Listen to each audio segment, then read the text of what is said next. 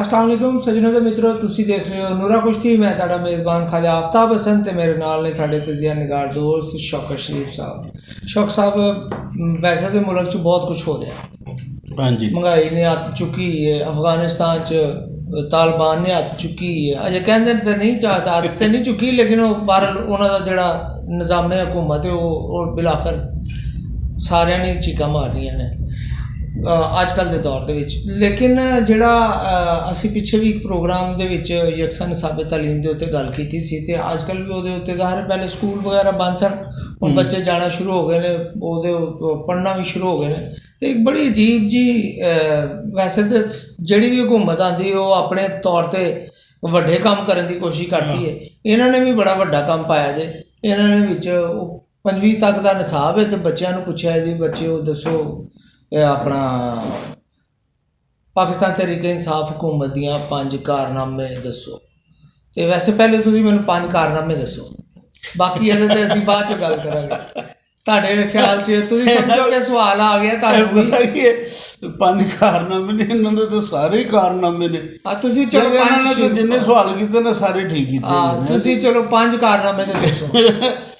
एक कारनामा इन्हां दा, चलो मैं दस्सण की कोशिश करदा, तुसीं मैनूं ये सवाल नहीं सी तय कीता तय कीता कि मैं सवाल करना है। चलो फिर भी मैं दस दांगा कि इन्हां दे दौरे हुकूमत दे विच महंगाई तो बिल्कुल कंट्रोल रहा, बल्कि महंगाई घट गई।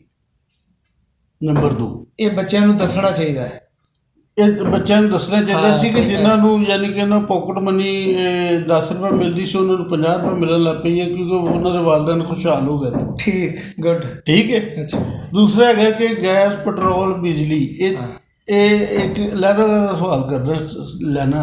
ਅੱਛਾ ਹਾਂਜੀ ਅੱਛਾ ਉਹ ਨਾ ਦਸਤਰਸ ਨੇ ਹਰ ਗਰੀਬ ਆਦਮੀ ਦੇ ਵੀ ਉਹਨਾਂ ਦਾ ਬਿੱਲ ਦੇਣ ਦੇ ਵਿੱਚ ਉਹਨਾਂ ਨੂੰ ਕੋਈ ਪ੍ਰੋਬਲਮ ਪਰੇਸ਼ਾਨੀ ਨਹੀਂ ਦਿੰਦੀ। ਮੈਨੂੰ ਤੇ ਜੇ ਝੂਠ ਹੀ ਬੋਲਣਾ ਤੇ ਇੰਜ ਕਹਿ ਦੋ ਮੁਫਤ ਯਾਰ ਤੁਸੀਂ ਝੂਠ ਗੱਲ ਕਰ ਰਹੇ ਜੇ। ਤੁਸੀਂ ਮੇਰੇ ਕੋਲ ਅੱਛਾ ਸਵਾਲ ਪੁੱਛਿਆ ਹੈਗਾ, ਤੁਸੀਂ ਇਹਦੇ ਤੇ ਉਲਟ ਕਹਿ ਸਕਦੇ ਹੈਗੇ ਜੇ।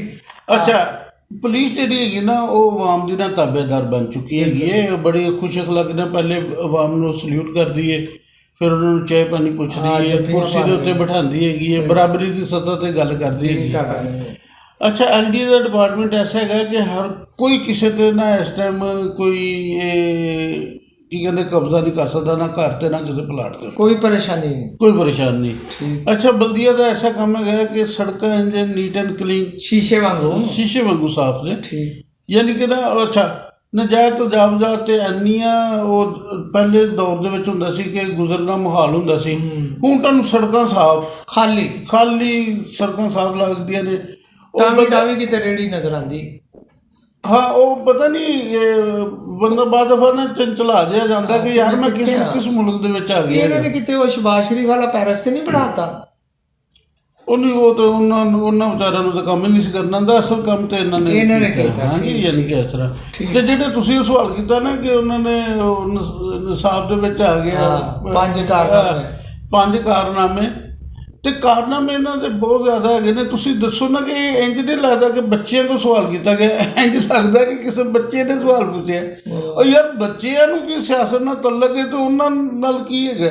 ਸ਼ੌਕ ਸਾਹਿਬ, ਵੈਸੇ ਤੇ ਜਿਹੜੇ ਮੀਆਂ ਸਾਹਿਬਾਨ ਦੀ ਹੁਕੂਮਤ ਸੀ ਉਦੋਂ ਵੀ ਰਿਹਾ ਕਿ ਉਹਨਾਂ ਨੇ ਆਪਣੀ ਮੋਟਰਵੇ ਵਗੈਰਾ ਪਾ ਦਿੱਤੀ ਸਬਜੈਕਟਸ ਦੇ ਵਿੱਚ। ਉਸ ਤੋਂ ਪਹਿਲੇ ਜ਼ਿਆਦਾ ਦੌਰ ਆਇਆ ਜਦੋਂ ਜ਼ਿਆਦਾ ਮਸਾਇਲ ਵਧੇ, उन्होंने निसाब ही टोटल इस्लामी बनाने के चक्कर च ना सानू इधर का रहन दिता तो ना उधर का रहन दिता। मतलब इब्तिदा तो उत्थे हुई है, टुटद्या इत्थे तक असी आ गए। लेकिन वैसे गल हैगी है कि असी वैसे तो बहुत ज़्यादा गल्लां करने जी साडे एजुकेशन सिस्टम के उत्ते। ज़ाहिर पेरेंट्स सरकारी स्कूलों पढ़ाना नहीं चाहते, तंग हो जाते हैं, लेकिन पढ़ाना नहीं चाहते क्योंकि उन्होंने उस निसाब के उत्ते या उस माहौल के उत्ते इतराज़ है कि वो इन्ने ज़्यादा सैकड़ों की तादाद च बच्चे और फिर एक टीचर तो वो किस तरह तवज्जो देगा। प्राइवेट सैक्टर च है कि 25 बच्चे भाए होंगे ने क्लास ते टीचर अपने वालों तो, बल्कि माँ प्यो दियां नजायज़ गल्लां झिड़कां और बहुत ज़्यादा बुरा सलूक भी बर्दाश्त करती है ਕਿਉਂਕਿ ਉਹ ਵੀ ਵਿਚਾਰੀ ਮੁਲਾਜ਼ਮ ਹੁੰਦੀ ਹੈ। ਟੀਚਰ ਤੇ ਹੈ ਹੀ ਨਹੀਂ ਨਾ, ਸਾਡੇ ਉਸਤਾਦ ਦੇ ਤੇ ਇੱਜ਼ਤ ਇਤਰਾਮ ਵਾਲਾ ਚੱਕਰ ਹੀ ਕੋਈ ਨਹੀਂ।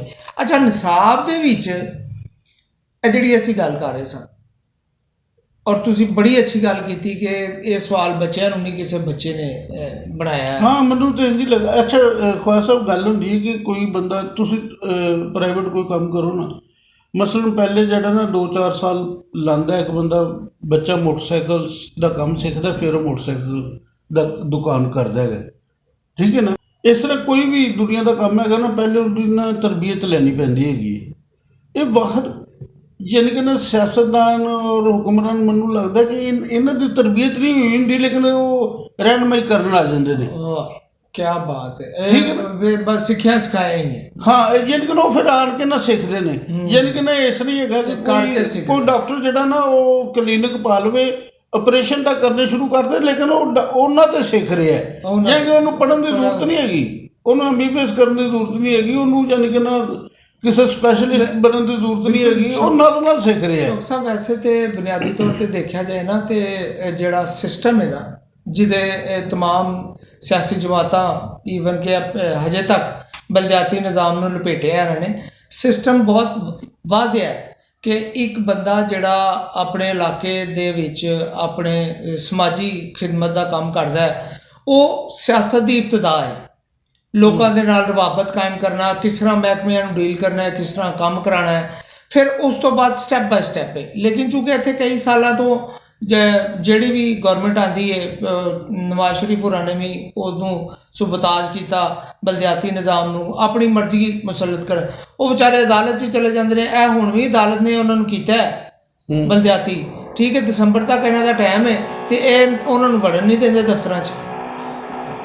ਟਾਊਨ ਹਾਲ ਦੇ ਵਿੱਚ ਇਹ ਸੂਰਤ ਹਾਲ ਹੈ ਕਿ ਉੱਥੇ ਇੰਝ ਜਿਵੇਂ ਕਬਜ਼ਾ ਲੈਣ ਚੱਲੇ ਨੇ। ਪਤਾ ਕੀ ਹੈ, ਇਹ ਯਾਨੀ ਕਿ ਨਾ ਅਸੀਂ ਕਿਸ ਤਰ੍ਹਾਂ ਫਿਰ ਅੱਛੇ ਰਹਿਨੁਮਾ ਦੀ ਉਮੀਦ ਕਰ ਸਕਦੇ ਹਾਂ। ਖੁਆਰ ਸਾਹਿਬ ਜਿਹੜੇ ਨੇ ਨਾ ਹੁਕਮਰਾਨ, ਉਹ ਯਾਨੀ ਕਿ ਨਾ ਸਮਝ ਲਓ ਕਿ ਮੁਲਕ ਇੱਕ ਘਰ ਦੀ ਮੰਨਤ ਹੈਗਾ ਨਾ, ਤੇ ਹੁਕਮਰਾਨ ਉਹਦੇ ਨਾਲ ਸਰਬਰਾਹ ਨੇ, ਜਿਵੇਂ ਇੱਕ ਵਾਲਦ, ਬਿਲਕੁਲ ਜਿਸ ਤਰ੍ਹਾਂ ਸਹੀ ਦਾਦਾ ਦਾਦੀ ਵਾਲਦਾਨ ਯਾਨੀ ਕਿ ਨਾ ਸਰਬਰਾਹ ਹੁੰਦੇ ਨੇ ਇੱਕ ਘਰ ਦੇ। ਅੱਛਾ, ਇਹ ਨਾ ਇਖਤਿਆਰਾਤ ਲੈਂਦੇ ਨੇ, ਸਰਬਰਾਹ ਨਹੀਂ ਬਣਦੇ। ਠੀਕ ਹੈ ਨਾ। ਉਹ ਕਹਿੰਦੇ, ਉਹ ਮੰਨਦੇ ਨਹੀਂ ਇਹਨੂੰ ਕਿ ਸਾਡਾ ਘਰ ਹੈਗਾ, ਪਾਕਿਸਤਾਨ ਸਾਡਾ ਘਰ ਹੈ, ਮੁਲਕ ਸਾਡਾ ਹੈਗਾ। ਉਹ ਕਹਿੰਦੇ ਨੇ ਸਾਡੇ ਲਈ ਬਣਿਆ, ਸਾਡਾ ਨਹੀਂ ਹੈਗਾ, ਸਾਡੇ ਲਈ ਬਣਿਆ। ਠੀਕ। ਤੇ ਇਸ ਵਾਸਤੇ ਯਾਨੀ ਕਿ ਨਾ ਉਹ ਇਸ ਤਰ੍ਹਾਂ ਦਾ ਸਿਸਟਮ ਚੱਲਣ ਡਿਆ। ਮੈਂ ਤੁਹਾਨੂੰ ਇੱਕ ਦੱਸਦਾ, ਇਹਨਾਂ ਦੀ ਇੱਕ ਹੋਰ ਕਾਰਗਰਦਗੀ PTI ਦੀ। ਇਹ 6ਵਾਂ ਕਾਰਨਾਮਾ ਹੈ ਜਾਂ ਉਹਨਾਂ ਤੋਂ ਅਲੱਗ ਹੈ ਕੋਈ?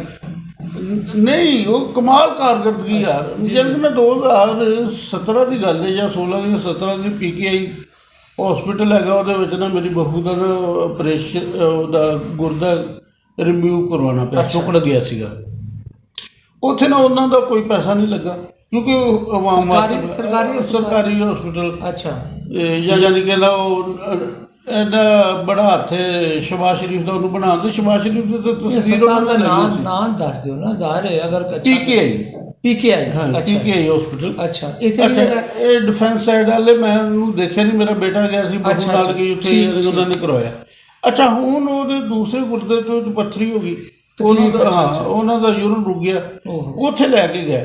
ਉਹਨਾਂ ਨੇ ਉਹਨਾਂ ਨੂੰ ਪਹਿਲੇ ਹਿਸਾਬ ਕਿਤਾਬ ਲਾ ਕੇ ਕਹਿਤਾ ਜੀ ਕਿ 80,000 ਰੁਪਏ ਦੇ ਕਰੀਬ ਤੁਹਾਡੇ ਟੈਸਟ ਹੋਣੇ ਨੇ, ਔਰ ਬਾਕੀ ਇਹਦੇ ਵਾਸਤੇ ਪ੍ਰੋਸੈਸ ਵਾਸਤੇ ਕੋਈ 2.5 ਤੋਂ 3 ਲੱਖ ਰੁਪਏ ਤੁਹਾਡਾ ਨਾ ਖਰਚਾ ਆ ਜਾਣਾ ਹੈਗਾ। ਅੱਛਾ, ਉਹਦੇ ਕੋਲ ਨਹੀਂ ਸੀ ਹੈਗੇ, ਉਹਨਾਂ ਨੇ ਫਿਰ ਉਹਨੂੰ ਮਿਊ ਹਸਪੀਟਲ 'ਚ ਲੈਣ ਦਾ, ਜੀਰੋਲੋਜੀ ਵਾਰਡ ਦੇ ਵਿੱਚ, ਫਿਰ ਉਹਦਾ ਇਲਾਜ ਹੋ ਰਿਹਾ, ਯਾਨੀ ਕਿ ਨਾ ਠੀਕ ਹੋ ਗਿਆ। ਯਾਨੀ ਕਿ ਇਸ ਤੋਂ ਵੱਡੀ ਹੋਰ ਕਾਰਨਾਮਾ ਕੀ ਹੋ ਸਕਦਾ ਕਿ ਜਿੱਥੇ ਫ੍ਰੀ ਮਰੀਜ਼ ਨੂੰ ਦਿੱਤਾ ਗਿਆ ਸੀ ਆਪਰੇਸ਼ਨ ਤੱਕ। ਹਾਂਜੀ। ਔਰ ਹੁਣ ਉਹੀ ਮਰੀਜ਼ ਜਦੋਂ ਦੁਬਾਰਾ ਚੈੱਕਅਪ ਲਈ ਜਾਂਦਾ ਹੈ ਜਾਂ ਆਪਣੇ, ਤੇ ਉਹਨੂੰ ਬਿੱਲ ਲੰਮਾ ਚੌੜਾ ਦੇ ਦਿੰਦਾ। ਹਾਂਜੀ, ਉਹਨੂੰ ਬਿੱਲ ਦਿੱਤਾ ਜਾਂਦਾ ਹੈਗਾ। ਇਹਦੇ ਨਾਲ ਰਿਲੇਟਿਡ ਇੱਕ ਇਸ ਤੋਂ ਵੱਡਾ ਜਿਹੜਾ ਕਾਰਨਾਮਾ ਹੈਗਾ ਕਿ ਉਹਨਾਂ ਨੇ ਨਾ ਇੱਕ ਕੁਆਟਰ ਬਣਾਇਆ ਸੀ, ਪਿਛਲੀ ਗੌਰਮੈਂਟ ਨੇ ਨਾ ਕੁਆਟਰ ਬਣਾਇਆ ਸੀ ਉਹਨਾਂ ਵਾਸਤੇ, ਜਿਹੜੇ ਪ੍ਰਾਈਵੇਟ ਫੈਕਟਰੀਆਂ ਦੇ ਵਿੱਚ ਮਜ਼ਦੂਰ ਕੰਮ ਕਰਦੇ ਨੇ, ਔਰਤਾਂ ਤੇ ਲੇਬਰ ਵਾਸਤੇ। ਉਹਨਾਂ ਨੇ ਨਾ ਕੁਆਟਰ ਦਿੱਤੇ ਸੀ, ਚਲੋ ਯਾਰ ਰਹਿ ਲੈਣਗੇ ਫ੍ਰੀ। ਕਿਹੜੀ ਜਗ੍ਹਾ? ਇਹ ਇੱਥੇ ਇੱਕ ਲੇਬਰ ਕਲੋਨੀ ਵੀ ਹੈਗੀ ਹੈ, ਰਾਈਵਲ ਰੋਡ ਦੇ ਉੱਤੇ ਜਾਂ ਦੂਸਰੀ ਜਗ੍ਹਾ ਦੇ ਉੱਤੇ। ਅੱਛਾ, ਕਾਲਾ ਸ਼ਾਹ ਕਾਕੂ ਦੇ ਕੋਲ ਵੀ ਹੈ। ਅੱਛਾ, ਹੁਣ ਇਸ ਗੌਰਮੈਂਟ ਨੇ ਕੀ ਕੀਤਾ, ਕਹਿੰਦੇ ਨਹੀਂ ਜੀ, ਉਹਨਾਂ ਕੋਲ 1200 ਰੁਪਇਆ ਕਿਰਾਇਆ ਲਿਆ ਜਾਏਗਾ, ਤੇ ਜਦੋਂ ਰਿਟਾਇਰਮੈਂਟ ਹੋ ਜਾਏਗੀ ਜਾਂ ਉਹਨਾਂ ਨੂੰ ਨੌਕਰੀ ਤੋਂ ਕੱਢਿਆ ਜਾਏਗਾ, ਉਦੋਂ ਕੁਆਟਰ ਖਾਲੀ ਕਰ ਦਿੱਤਾ ਜਾਏਗਾ। ਉਹ ਅਲਾਟਮੈਂਟ ਵੀ ਇਹਨਾਂ ਨੇ ਨਾ ਵਾਪਸ ਲੈ ਲਿੱਤੀ ਹੈ। ਠੀਕ ਹੈ ਨਾ।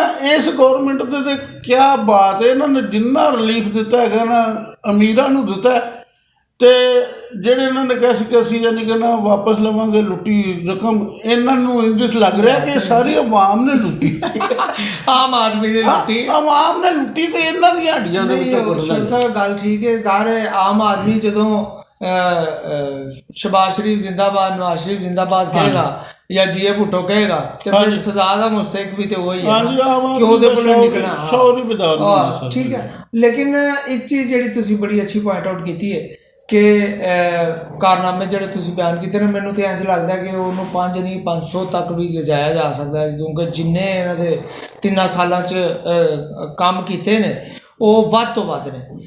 ਵਜ਼ੀਰ ਆਜ਼ਮ ਦਾ ਕਹਿਣਾ ਹੈ ਕਿ ਮੈਂ 3 ਗੁਣਾ ਸੜਕਾਂ ਬਣਾਈਆਂ ਨੇ ਤੇ ਸਸਤੀਆਂ ਬਣਾਈਆਂ ਨੇ 3 ਸਾਲ। ਆਵਾਮ ਮੰਨੇ ਨੇ, ਆਵਾਮ ਨੂੰ ਨਜ਼ਰ ਨਹੀਂ ਆਉਂਦਾ ਉਹ ਸੜਕਾਂ। ਅੱਛਾ, ਇਹ ਮੈਨੂੰ ਸਾਨੂੰ ਵੀ ਨਹੀਂ ਕਿਤੇ ਨਜ਼ਰ ਆਈਆਂ, ਸ਼ਾਇਦ ਕਿਤੇ ਮਤਲਬ ਜਿਹੜੀਆਂ ਬਣੀਆਂ ਸੀ ਉਹ ਉਖੜੀਆਂ ਨਜ਼ਰ ਆਈਆਂ ਨੇ। ਤੇ ਉਹ ਮੇਰਾ ਖਿਆਲ ਚੰਨ ਨਾਲ ਜਾਣ ਦਾ ਸਫ਼ਰ ਜਿਹੜਾ ਨਾ ਉਹਦੇ ਲਈ ਉਹ ਸੜਕਾਂ ਬਣੀਆਂ, ਉਹਨਾਂ ਸੜਕਾਂ ਤੇ ਜਾਇਆ ਜਾਏਗਾ। ਵੈਸੇ ਮੈਂ ਸੌਰੀ ਇਖਤਤਾਮ ਤੋਂ ਪਹਿਲੇ ਮੈਂ ਤੁਹਾਨੂੰ ਮੈਨੂੰ ਇਸ਼ਾਰੇ ਕਰ ਰਹੇ ਹੋ, ਇਖਤਤਾਮ ਕਰੋ ਜੀ। ਦੱਸੋ। ਮੈਂ ਨਾ ਜਿਹੜਾ ਸ਼ਾਬਾਸ਼ ਦੇਣਾ ਚਾਹੁੰਦਾ ਨਾ ਆਪਣੇ ਮੌਜੂਦਾ ਵਜ਼ੀਰ ਆਜ਼ਮ, ਸਲੂਟ ਨਾ ਕਰਨਾ, ਤੁਹਾਡੀ ਮਿਹਰਬਾਨੀ, ਤੁਹਾਡੇ ਸਲੂਟ ਤੋਂ ਵੀ ਤੰਗ ਜੀ ਯਾਰ। ਗੱਲ ਸੁਣ ਲਓ ਜੀ ਜੀ।